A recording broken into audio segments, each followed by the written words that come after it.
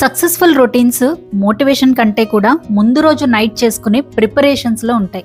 మనం చాలాసార్లు అనుకుంటాం, రేపటి సంగతి రేపు చూసుకుందాంలే, ఇప్పుడు అవసరమా అని. రాత్రి టయర్డ్గా ఉన్నప్పుడు రేపటి కోసం ప్రిపేర్ అవ్వడం బోరింగ్గా అనిపిస్తుంది.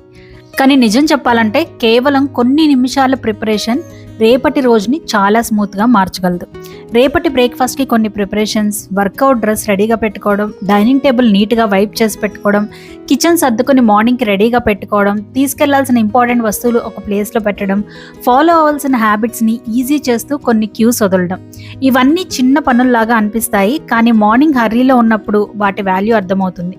ఎందుకంటే మార్నింగ్లో మనం టైం ప్రెషర్లో ఉంటాం. ప్రతి చిన్న అడ్డంకి మన గుడ్ హ్యాబిట్స్కి ఫ్రిక్షన్ క్రియేట్ చేస్తుంది.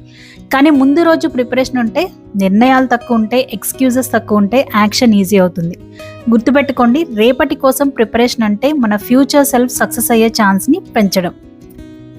మీరు నైట్ టైంలో రెగ్యులర్గా చేసే ప్రిపరేషన్ ఏంటి? కామెంట్స్లో షేర్ చేయండి. ఇలాంటి ప్రాక్టికల్ ప్రొడక్టివిటీ టిప్స్ కోసం సబ్స్క్రైబ్ చేసుకోండి. జీవితం మస్తు.